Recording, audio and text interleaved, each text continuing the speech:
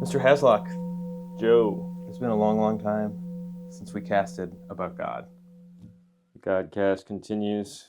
We're happy to be back here in the coldest day in Asheville all year. We had snow on the ground. They canceled the public schools for some reason. So it's as good a time as ever to dive into what's going on in the skies and in the world. Lots happened since the last time we've been here. Really. Yeah, a lot has happened. So you hit me up. We've been on and off about getting back into this thing, and you hit me up and you said it's been requested. And we haven't even talked about like what's on your mind. Is there something that's live and electric and active for you? I mean, so much has occurred in the world and our lives. Yeah, hurricane, Asheville for everybody that doesn't know. Yeah, then on top of that, me being from New Orleans, Katrina #2 slash, yeah, you know, timelines and the consequences are speeding up for everyone, no matter where you live. Spain's flooding, and just we're hitting like vertical, just chaos, opportunity, abundant, light, dark, micro, macro, everything, kind of all at once. Yeah, I guess they knew it was coming when they made that movie. They were foreshadowing getting the collective psyche prepared. What movie? Everywhere All at Once. Oh, Everything Everywhere All at Once. I didn't even want to watch it, but I saw enough trailers and things and heard about it. Yeah, and obviously it was the election, and then there's... Jeez, right? Yeah. The headlines are alarming everyone at the brink of World War III, as they are always doing. But nonetheless, there's a lot of noise going on, a lot of stuff happening. It does feel for me, both in my personal life, but out there culturally, like things are just speeding up, which is how it's felt for a long time. And we can all feel those tectonic plates just shuffling around, but it certainly feels like, more and more and more and more and more and more stuff's just happening, whether it's real, that it's actually happening, or we're just barraged with the information from the outside that it's happening. I think it's kind of trifold. It's like, obviously, all in the chart, and, the macro catch-all, but the micro, like, horizontal plane of just evolutionary psychology from just a pure mechanical odds-based perspective is, as we get older, our awareness compounds upon compounds upon compounds, like AI learning. We're like the real actual intelligence AI. And so if we're doing it right, the older we get, the more aware we become, and the more time speeds up experientially. And so when you're little and you don't know anything about anything and you have nothing going on, like a week feels like a month. But the older you get, the more responsibility you have, the more gravity life has. It's like, who's got time to like think about nothing? Yeah, it's interesting. Even before I had any grasp on any sort of cosmic metaphysical ideas or even the nature of consciousness I always found it interesting that this idea that like when you're a kid, a summer lasts forever because you've only had like 4 summers beforehand. Each day proportionally is more and more part of like a greater proportion of what your life is versus if you're 80 years old. Every day is just this tiny slice proportionally what life is. And this just like brings home the idea of like time's moving faster as we get older. And yet you bring up an interesting point I don't even have thought about before, that also like, well, if we're on the quote unquote right path, then our awareness is also expanding to some degree, that acceleration of awareness, the wider perception of what is going on is also widening as we get older. So there's these, both of these things are at play. And so it's both a temporal aspect, I suppose, of our just growing older, and then concurrently, actually, in the earthly world in which we live, are there also just a lot more stuff happening at a lot faster speed? Arguably yes, arguably no. And that to me is like the beauty of this conversation, the beauty of life itself, is that, things happening is not an experience. You need a person, you need a soul, you need a body, you need a man, a woman, like a baby, a child, an event, life, death, birth, marriage, and it's just like... Which is what I said to you, it's like, it feels like both, yes, the information technology is giving me the illusion that things are speeding up and I'm just getting older also, but also in my personal life, be it in the chart, that like, I told you I just got married, which now to all the viewers, like I've been in this wonderful loving relationship for years and we already have a child, and it's like, I already am like in a family in a certain way, but the sort of ritual and ceremony and the commitment of the marriage feels just paramount and new and beautiful, but it's a big moment, as anyone knows. And my daughter's birthday's next week, and Thanksgiving's happening, and there's It's Hurricane just Helene, as you just mentioned, a massive event 3 weeks prior to our wedding. So like like even if I wasn't tuned top into of the the election on top yeah, of even if I wasn't yeah. tuned in to the media stream, still in my life, it feels like things are speeding up, and I'm curious in And other how old are people. you? 38, I'm 9, 35. 35? Yeah, and I Okay. know your life's had a lot. You've had a lot of stuff go Yeah, down in my your life. stepfather just passed. He was 85. That and so my brother's about to have their second baby coming in. First one just made a year. And so we're in this real pivotal changing in the guard. Pluto's just changing signs. And like I think for me what's palpably different this time as opposed to every other time, and it's like I use myself as the litmus test because like I'm the only person I can experience, and so if I'm experiencing it, it must be part of the collective field because I'm part of the collective field. And then it's just like, oh wow, like for myself, which time, place, and age, and experience, and maturity, and evolution, and gained wisdom and skills and everything, like if we're doing it right, every day is better than the next, every year is better than the prior, and a loss is actually a gain, and gains are gains, and like you can't really lose because it's all compounding experience. Like there's no bad data. Like what's bad data? Mm-hmm. It's like better than gold, and then so it's like speak just to tie it in more, it's like the AI and, just the way machine learning and jobs are evolving. The world's like on this precipice of change that like we've never seen before, even bigger than the internet itself. And yeah, just like this really, I guess to pack all that up is just like a deep maturation of the collective psyche. Mm-hmm.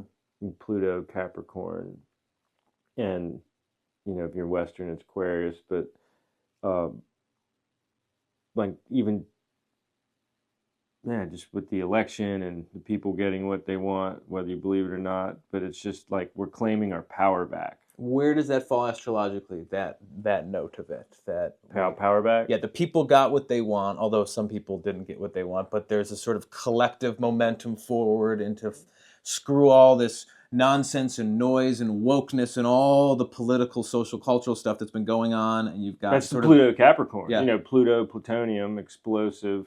Pluto kind of is the overlord of Scorpio / Mars. Far out, deep, pivotal change, collective change, generational change. Like when you're born, everybody in your generation is Pluto in the same chart because it moves so slow mm-hmm. in the same place. So Pluto really signifies like Gen X, Gen Y, Gen Z, as these. We're all married together under Pluto, as much as like our sun sign or our moon signs are all over the place. Right. We're all in one Correct. Pluto movement. Yeah, in different nesting dolls. Yeah. Whether it's personally or collectively. And so, yeah, like Pluto is arguably like an overlord of Saturn too. Mm-hmm. The raw, deep truth. It's like Saturn. Like I heard a good fact today. It's like, don't tell me the truth, give me the facts. Mm-hmm. Like you want truth, go to philosophy class. And I think that's where we get caught up. It's like the facts are just what happened, and it is black and white. Yeah. And Pluto Capricorn is black and white. There is, at the end of the day, there's only one move that can be made for whatever you're doing. You can't make two moves at the same time. And then like collectively, I think we're realizing the older we get, we only have so much time. We only have so much time. What do I want to do? Do I want to spend my time doing this or doing that? Like, what do I want to be when I grow up? Oh shit, I'm already grown up. Where is Pluto transiting? Like, what is it moving from one house into another house, or one sign into another sign at the moment that is creating this shift from Plutonian perspective? Yeah, I mean, I could go grab my phone. I don't remember, but I'm pretty sure it's in Capricorn for Vedic because I remember hearing a lot in Western Aquarius. Yeah. For doing a channel, like it's probably reflective that like I don't study and just absorb and just like make it my business to be like totally obsessed with the planetary movements of the chart, but like I can feel it and I hear it and it's in my periphery, and like when I look at it I can know exactly what it's happening. And I think what's really cool, just to zoom out speak of the channel for a second, at least from my perspective, is that like we're having the social component breakdown, understanding, which is like less about like where every penny went. Yeah.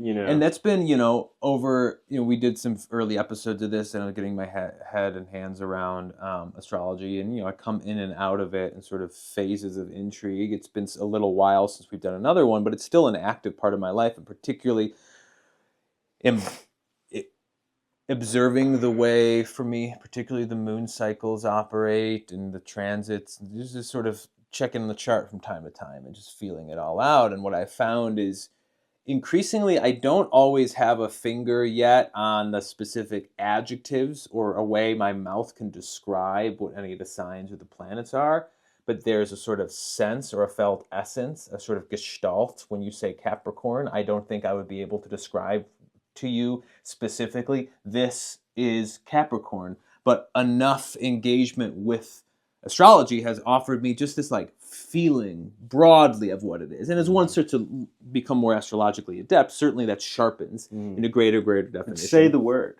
Capricorn. Say it a little slower. Capricorn. And so what like if you phonetically break it down, if you break it down by the syllables and then you just derive and conjugate just your own meaning from just like, the word itself. For instance, your roommate Craig was just in here helping us set up some of these lights, and I accidentally called him Keith. And then I said, well, the power of the K sound, because that's known and understood often to be like one of the strongest consonants, K. And that feeling is in Capricorn. Yeah, cap. Capacity.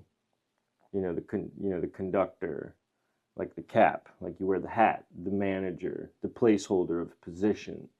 Capricornered. Corn. Cornered.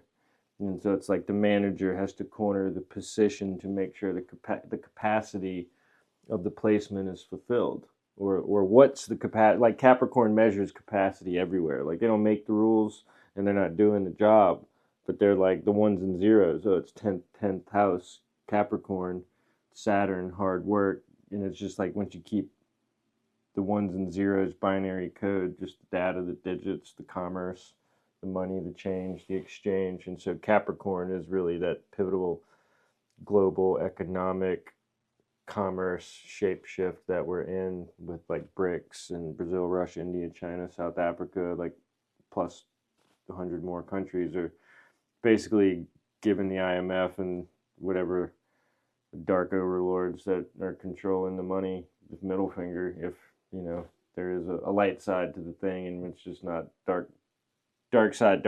I think, and that's the other thing. It's like a lot of people say, oh yeah, it is dark side. There is no light. So the dark side of the light, and the light of the dark side, and just how we're really being cornered in the world into like, better get married when time's ticking, like what am I doing? It's like we're all kind of confirming these contracts of wishes and goals and dreams and like really like Pluto and Capricorn and Saturn, they're all watching the clock and you're like, all right, like what are you doing here? Like, no, actually, what are you doing here? Yeah. Let's go. It feels a little bit, again, if it's cultural or just my moment in life, it's both. Certainly, like, it's not really time to just like hang around anymore. Like, and that's not the point of the whole thing. And that's the vibe that's in the air that you're actually feeling from the planets. Yeah. And like when you get like all intrinsic emotion and feeling of every dimension, like I can't even think or emote. I'm feeling the planets. My body doesn't produce emotions or thoughts. See what I'm saying? And so when we can really like not give away all of our power, but understand where our power is coming from, to me, that's the beginning of actual soul sovereignty. Because if we have soul sovereignty, I can observe all these things that are happening to me without taking them personally and still have like the driver's seat perspective at almost every point. It's like Neo to your life. Like you pull the bullet out. You're like, do I want to do that? Do I want to eat that? Does pressure actually exist? I mean, time always exists, but does pressure really exist? And I think that's the paradox of this pressure within time. And it's that Saturn And Pluto, like Pluto brings in the gravity of like the environmental experience, but Saturn brings in the gravity of that like personal choice lesson.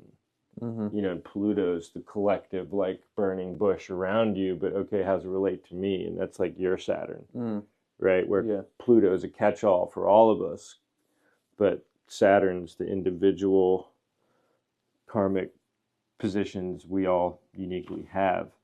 And I think that what Saturn, Father Time, Chronos is teaching us is, and what astrology is fundamentally, is time. You know, and it's like you can't be successful or appreciate anything and be disassociated with time. What? And so a lot of people, it's a common pop culture ideal to disassociate from time. Oh, time's not real. I don't need time. You know, it's like without time, there's no music, shape, sound, color, note. Like there's no schedule. Like everybody has the same name. We all look the same. You know what I mean? And so time is God, the differentiator of all waves and vibrations. So does anything precede time then in your rendering of The that? planets create time, so they precede time. Yeah. And so there's no time can only exist with a fixed point to orient and measure from that's infinitely rhythmic. Now, because this is the god Kast, who, what, and I think we've discussed this in other episodes because we obviously fall in sort of a nebulous paradox upon the question, but who or what creates the planets, or are they a God, priori? you mean God created the planets. And so God thus precedes time and the planets. planets. Right. And but if we have to mechanize it with some precipitation from just God did it all. You know what I mean? Like there's no fun. There's no conversation there. Yes, it's sort of still silence to some degree. Like much, God did it. Don't worry about it. How much do you feel like there's both in my own engagement with yoga and meditation and different contemplative practices, psychedelics and so really, there's this idea and this embodied feeling of both the malleability of time, but that as time starts to, we were talking about time accelerating earlier, it's like as time starts to condense into this sort of one pinpointed moment in which there is no time, and I can't claim to have had the experience of a sort of total like samadhi nirvana bliss state, but I understand what it is intellectually, and I've tasted aspects of it in which there is this supposed eternity that exists beyond time, the present, the eternal present. Which time is, okay, and here's a better way to define it too. So time is karma. Karma's, the reality of material is made of karma, of which your body and your soul inhabits. That karma, that is your chart, which is the time capsule fractal seed that is one person's unique life of happenings. But outside the wheel of karma. Correct, is outside the body. Like the soul is in a timeless, infinite expanse. But I think in order, like, coming into the body is like soul school. Yeah. And so how much of my question thus, or my exploration is like, there's the experience of eternity, which I cannot claim to have experienced in its wholesale state, whatever that is, if anyone could. But yet then there's also like the yogis of different calibers who claim to live, exist, or at least be able to tap into this fully. And there's this full spectrum between my own fallen self and the yogi or whatever there. And then there's concurrently the like cultural cachet of talking like, time doesn't exist, man. It's a turn like that. It's, okay, so you're hip to the message, man. Let's grab it right there real quick though. So who says that cultural cliche? Well, just really explore this real quick. So the person with zero attachments or responsibilities says time doesn't exist. Only the person that has zero attachments and responsibilities can even fathom saying that. True. Because if you have any foot in the game, if you're a parent or working, if you own anything, you're deeply connected with time. Mm-hmm. Though some also say time is an illusion, which I don't, not to get too semantic, but this is also a very semantic pod, in which, like, yeah, time doesn't exist. We're not anti-semantic here. Time doesn't exist, but time is an illusion. And are we all trying to escape, or are we mistakenly trying to escape that illusion that eternity and enlightenment exists outside the body? And it's sort of a Gnostic idea of we're just departing from. Well, yeah, that's a lot to unpack in a statement, but I think that, you know, the sun can't move without time, the moon can't move without time, the wind can't blow without time, the tree can't grow without time. So I think it's about properly conjugating and understanding and like never interpreting and just observing actually like what is time. Oh, time will sound like Kamala Harris from the passage of time. And what we see through the passage of time is the movement. Like without time, there's just no movement. Mm-hmm. That's it. And so movement, like the atomic clock, is like the cesium-6 isotope degradation of one thing is like so consistent we can actually like create time. It's like the atomic metronome. Do you believe in an alpha and omega, or beginning and an end of that wheel, of that movement?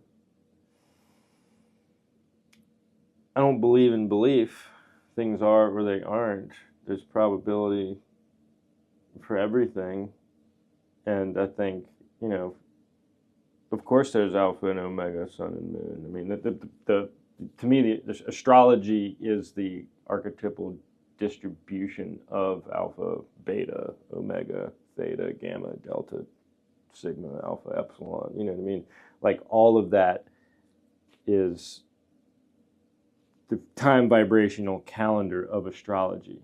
And that's what we're understanding here as humans, if we're focused on the stars. Like, what does it all mean? What is time? What is time? Wow, what is time?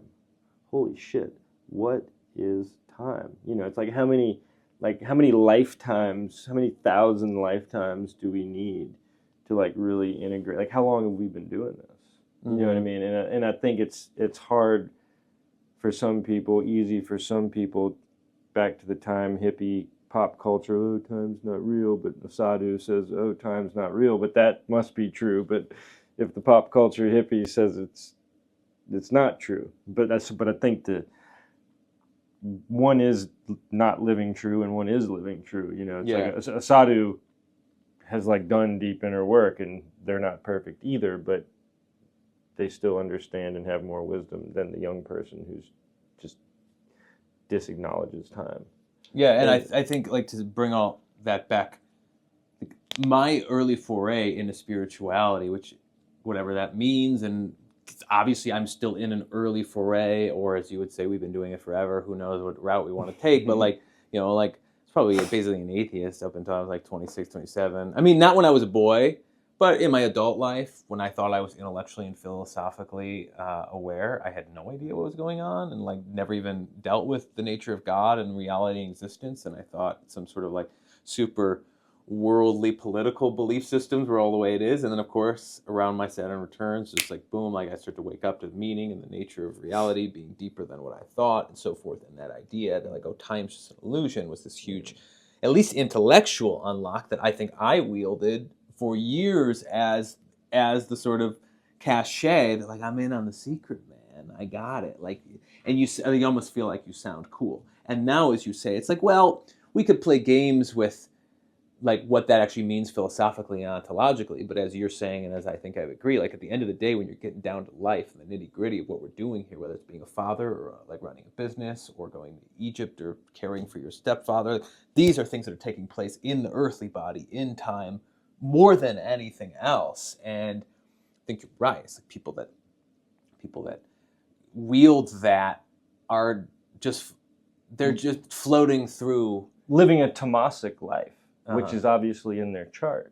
Yeah. And so like the polarity between me and you is really cool, because for me, like I came out of the womb talking to God, Yeah. like completely aware of my time here on earth with these fragile humans that are trying to figure it out, watching my parents attempt to communicate very poorly, and watching other people's relationship skills and, just like kids racing to get married, to play house, to do the thing that their parents did before them because that's what life meant, because we're here.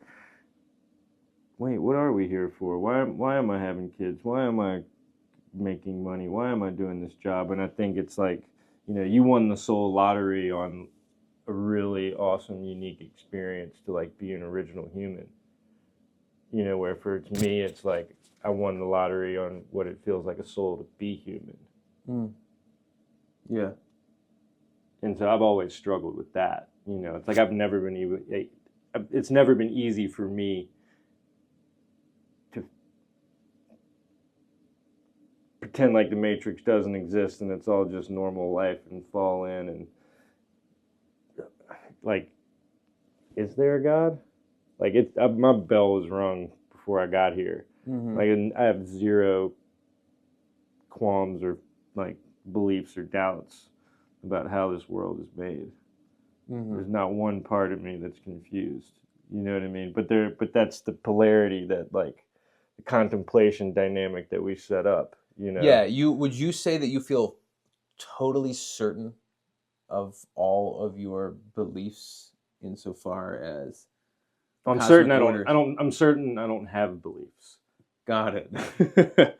Yeah, and it's true. It's like I think I recognize the impossible. Well, I don't know. It's like I obviously in these recent episodes, it's like it keeps coming up because it's a very living part of me. But like an engagement with Christ is the first time over and over again, unrelentingly, I feel a sense of certainty that transcends everything else with such a vigor that even if I try to push it away, it seems to possess me with the fullness of the cross. And so it's like my journey has been and is still very contemplative, and still like contemplative insofar as trying to wrestle with ideas in the mind to some degree, in the intellect to some degree, which is limited. The Son of Man cometh at an hour when you think not. Like the only real apprehension of Christ is that beyond thought, in which perhaps, depending on one's belief system, it meets the same belief system as everybody else.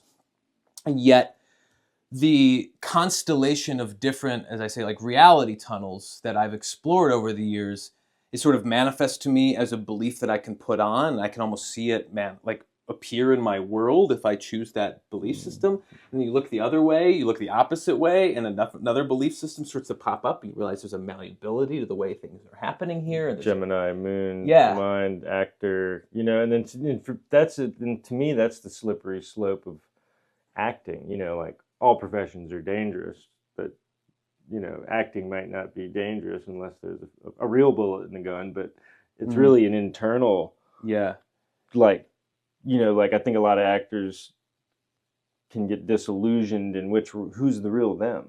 Mm-hmm. Am I Johnny Depp? Is Johnny Depp Johnny Depp? It's like I was at the passport office today, and the guy didn't ask me, or say, you look like Johnny Depp. He just went straight to the real. He was chill. He was like, how many times do you look like Johnny? Do you look like Johnny Depp? I was like, that's funny. A few times a year. I haven't heard that. I have never. Yeah, but it's that ability to cut. Like, what ability do you have to cut to the chase of the belief system, of the reality system?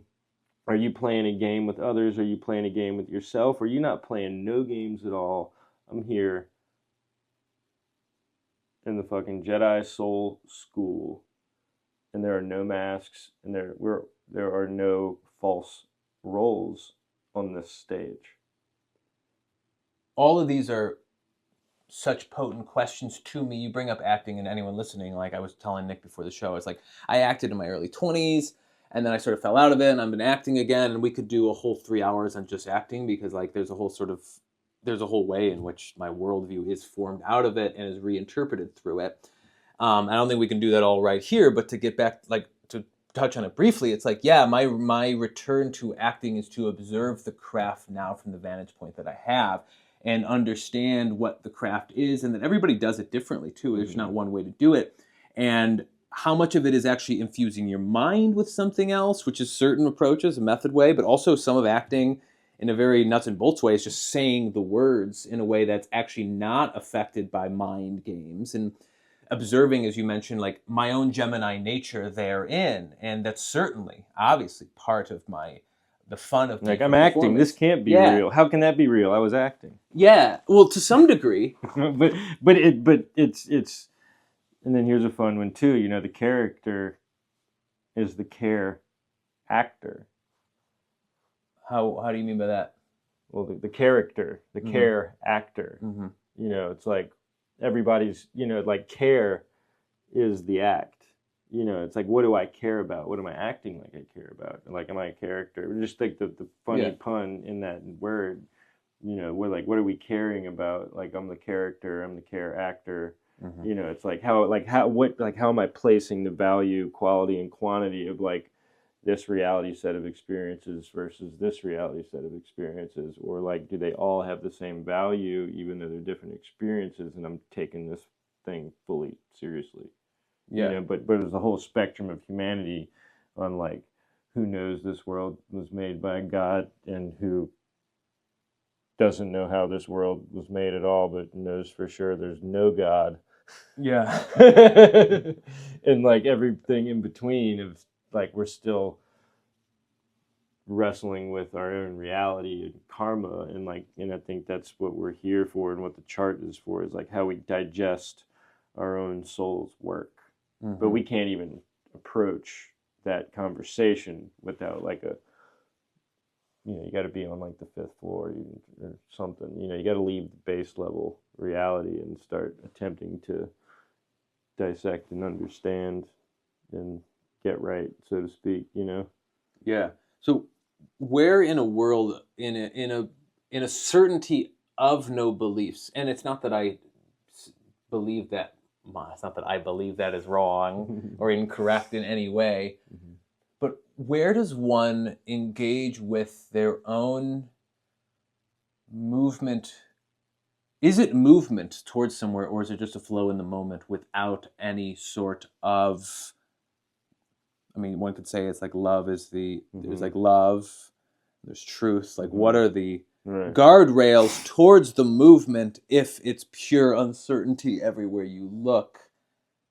Where do you know where to go? Look at your chart. Look up. Look at the stars. You know, and so that's the funny thing is like, as much as we talk about astrology, there's still a part of you that isn't really grabbing the rope and the wheel of astrology and being like, oh wow, like all things, you know, all of the whole psychological precipitation of reality is the chart. Reality doesn't simultaneously happen. And then when I feel like being astrological, I can like look at the chart. You know, it's like the chart and reality are infinitely inseparable. You could never compartmentalize them. Well, I understand that. But I'm just giving you a response for me, Yeah. my belief system and my set, and Yeah, you know, yeah. just like how do I like, where's the boundaries and the guidelines, and then you ended with the question like, how do you know? Where do you look? And to me, like that's the cool thing about the chart is like I can see how my own psychology, psycho-spiritual dynamic, everything perspective is. I can see how yours is. We can see how theirs is. You know, like, do you even believe in astrology or not? Well, let's look at your chart. You know what I mean? And so it's like people that have impossible times of understanding spirit or intangible metaphysical things, it's really evident in their chart. So would you say then you have certainty in your belief of the truth of the chart? Well, I think the way the way I speak and the way you speak is very different because I'm Saturn, Mercury, Virgo, first house, you know, blah, blah, blah. And, you know, but so for me, every word matters. And so, like, I don't believe in the chart. I don't believe in beliefs, reality, a moral, loving reality doesn't need beliefs because if we dissect the word belief, it requires no experience or evidence. In order to believe something, you first must not have evidence and you must not have experience in order to have belief. So if you have evidence or experience, it is no longer a belief. What is faith then? Evidence and experience. So we can't have faith if we don't have An experience. an experience? No. Well, no. You have a belief. You're hoping. You're waiting for faith. mm-hmm. You're waiting for faith. Mm-hmm. Because you've yet, like, you believe there's a God and it might rain. But until it rains, you can't have faith and know. Because faith requires knowing. And so because it's rained once, now you have faith that it will always rain 12th hour last minute right when you need it. Because you're not dead yet. And it has actually happened every time. You see that? Like every air exists. I don't have faith that air is there. Like, I know air is to breathe. You know what I mean? But the day the air is gone, let me check my chart.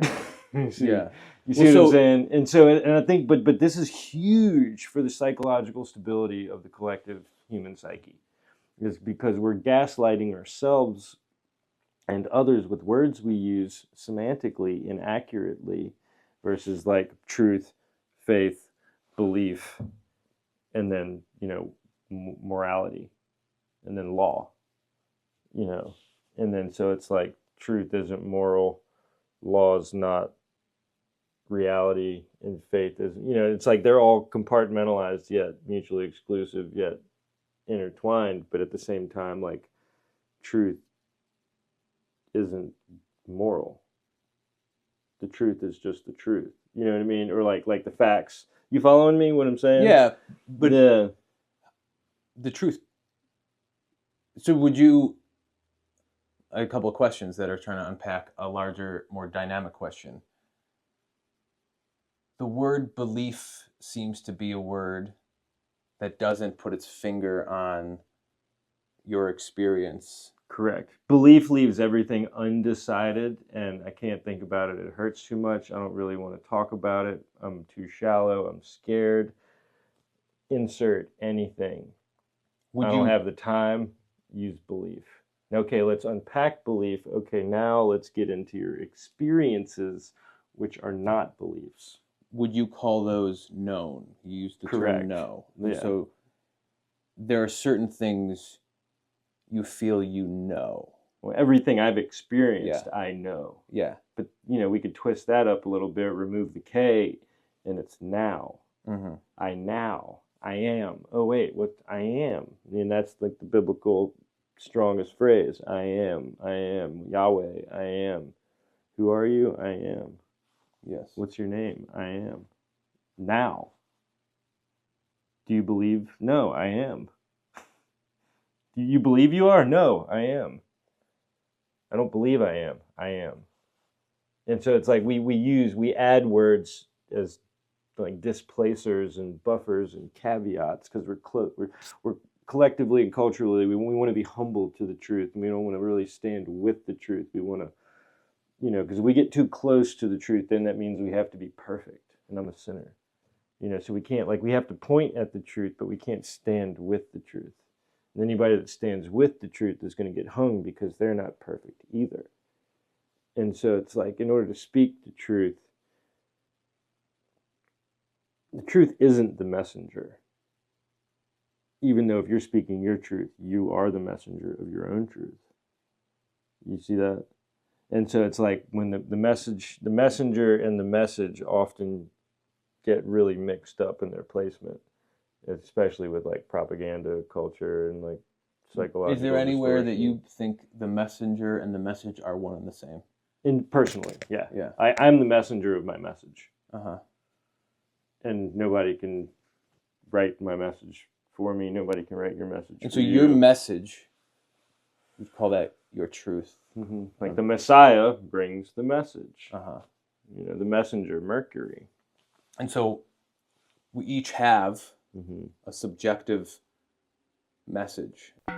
Does the message scale upward beyond our individuated subjective now truths to a place where it is inhabitable by all, where all are gathered together under one message. Yeah, yeah. God is a benevolent communist. One size fits all truth. Vanilla for everyone. Yeah. Well, thankfully, no. Yeah. Thankfully, no. Not all at the same time, even though metaphorically God is everything all at the same time. Mm-hmm. Right? And so it's like when we try to Capricorner the truth, going back to the very first sentence, so Capricorn is that, frustration. It's like you'll know where your Capricorn is with what you feel with the truth you can't corner. And so that it's like the uncornerable result of in your life where you would like, just tell me, why can't I figure it out? Just like, which is like that rage point of kind of like, why can't I just figure it out? Why don't somebody just tell me? Why am I still searching for this thing? Yeah. Why didn't he call me? Why didn't she call me? Like, what's that common ritual place of frustration that just like keeps showing up archetypally in like each place you've moved, you've changed partners, you're 10 years older, but like there's this theme from like kindergarten, pre-K, all the way to now. Like there are these little rage points. No, I know what my Capricorn is. but it's not like rage, but it's just like I want concrete information now that's not slippery, that's not a metaphor, poetry, prose, or nothing. Just tell me. Where's your Capricorn? Thankfully, I don't have any planets in Capricorn. What house is it in? 5th house Capricorn. So all Virgos are 5th house Capricorn. Virgo sun or Virgo? No, all Virgo ascendants. Or yeah, Virgo ascendants, okay. 1st house. So yeah. remind me what the 5th house is? Leo. No, the 5th house represents what? Natural Leo. But what does it represent? Yeah, like what part of your life? For me? Yeah, or for everybody. Everybody. Let's say so the 5, Phi, Father, Fibonacci, creation. And so the 5 elements, it's what you create, what you make, what you gestate, what you create with your biology. And so Leo, so the 5th house rules creation. But Leo is the character that creates. And so Leo is the king, nobility, the divine right to the throne, the divine royal obligation or not, if depending on the dignity of their placements of the Leo, if they're a king or not, or where they fall into the whole thing of like everybody has a Leo, but not everybody has a planet in Leo. Everybody has a Capricorn, but not everybody has a planet in Capricorn. Everybody has a 5th house, and so it's like the distribution of your planets and houses and flavors and signs is what gives us the full spectrum of people and nature. So is there a reflection in your personal life, even if you don't have any planets there, of your Capricorns in your 5th house over your life where you're cornered? Like, what is that for you as Nick Haslock? How has that shown itself? So for me, I would say, I've got the ruler of Capricorn in my 1st house, which is Saturn. So it's like the irony is like I don't have any Capricorn, but I've got the ruler of Capricorn on my body. Like I don't have any planets in Capricorn, thank God, because I'd probably be a weird, depressive mess with, But for me, it's like back to the Leo thing. It's like I'm Sun, Venus, Leo, 12th house, which I'm Sun, Leo, 12th house. What's 12th house? God. What's Leo? The performance, the stage. What's sun? Shining the light.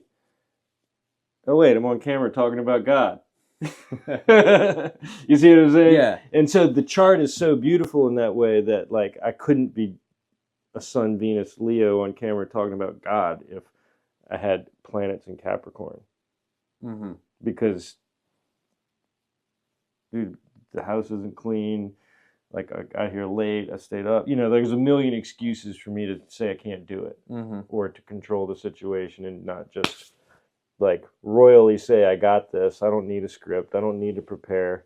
Like I'm inflated by God. This isn't practiced. Life is real all the time. Let's go. Capricorn can't really do that.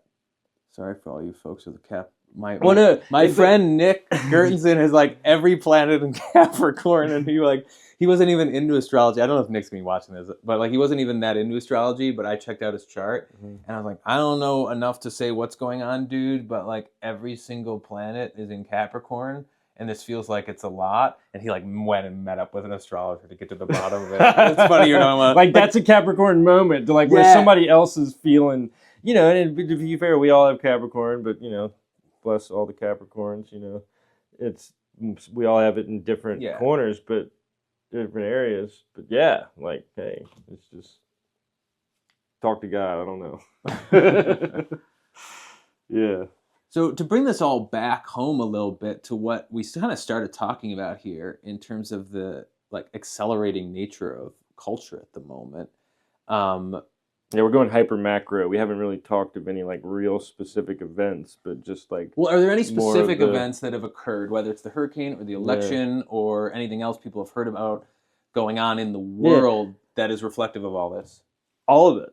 Yeah, I mean, I don't think we need to really get into the weeds about the specific events, but you know, it's like the catch-all thing for me is like the world doesn't happen outside of astrology. So yes, everything we're experiencing in the world is self-evident of the high energy planetary nature of what's happening right now.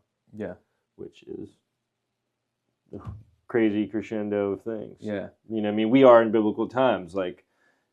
You know, the same stars above the three stars above the pyramids are back there now that were in the biblical times. Yeah. And which it's been 2,000 something years for that too. Yeah. Yeah. And so, yeah, on that note too, it's like, all kind of things have happened for me. I was at the passport agency today just to share, going to Egypt, Jordan, and Turkey. And it feels like a really huge cosmically karmic aligned event that you just can't plan, you know, and it's just all happening. And I'm actually going with my mother. We got invited the day after her husband passed, and his nickname was like the Pharaoh's architect. He was a masterful architect and studying Egyptian biogeometry, and they started a company called Living Design Consultants and then Living Design Technology, and it's a bioenergetic harmonic architecture business that does feng shui and ley lines and Egyptian temple science with etheric earth energy grid lines compiled with man-made electromagnetic electricity on top of shape-caused waves from the built environment. And how do we bring all the ripples and layers of waves together in a conscious, co-creative way that creates a harmonically congruent, energetically conducive, happy, healthy, harmonic life that like I can actually exist in? Which sounds like a panacea, but nothing's perfect, even when you're aiming for perfection. But it's wild, you know, to be going to Egypt with this and have. And that's in your chart, obviously. How specifically are you seeing that in your chart? Like, is there anything? I mean, for me, Egypt has been a huge thing of my whole life. Like one of the first kind of like channeled past life readings I've had when I was young. It's kind of recurring from different things, and I've even had really vivid dreams. Like one dream I had was giving a tour of the Great Pyramid, and you know, it was told like, oh, you were a prince and got kidnapped into slavery and died and OD'd, and you know, like had this tumultuously like royally crazy chaotic life, you know. And I believe we've all had royal lives, you know. I think we've all been, you know, greats and peasants, and you know, in this life we're in a more of a Capricorn, equally distributed hard work world, because you know, there is royalty, but the internet and Pluto Aquarius, Capricorn, you know, like all these things, like the world is in a much more even place than it's been, even though we can argue a lot of semantics about how many billionaires and where the real money is, and you know, it's like we got the richest poor people in history right now, you know. And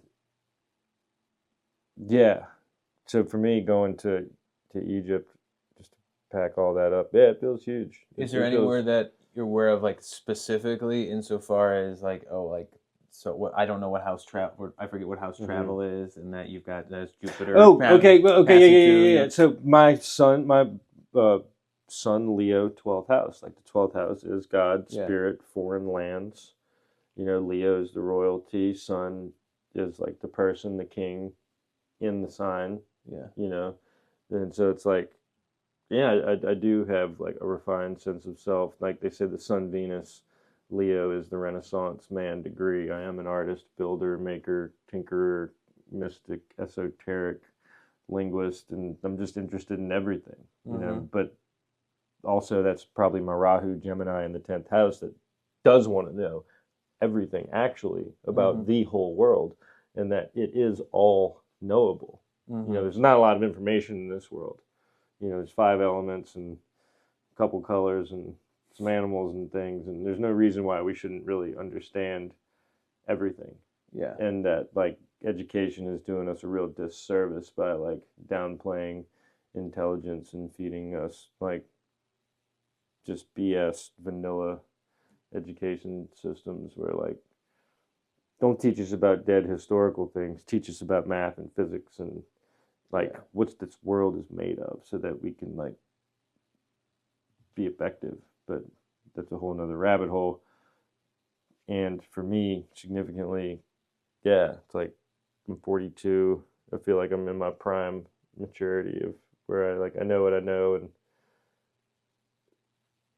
it doesn't matter what I don't know because I'm not scared to not know. I'm here to know. Yeah. You know, there's all kind of shit we don't know, you know, but keep moving, whatever. Yeah. I can't worry about what I don't know. Yeah. Like You know, what's going to happen in the next few yeah, years? who cares? I mean, I care, but Yeah. you know, I'm here, we're now, and I think the future is a compilation of perpetual presence, and if we're always present, we'll always have a bright future. Well, that seems like a good place to. Yeah. As any of this call it. Yeah. Presence. Always. I feel like that's where we always just. Yeah. Right. To just, no matter what's going on, just take a breath and just give gratitude for what is. On the cusp of Thanksgiving. Right. Gratitude. Well, it's been good, God Kast. Thank you, everybody, for listening. All right. Hope that. We'll wish Nick well in Egypt. We'll see if we can do a Godcast from the top of the pyramid, or some sort of maniacal chamber. moment. Hey, I've got it. No, I know it all now. Yeah, sweet dude. Well, thanks, everybody. All right.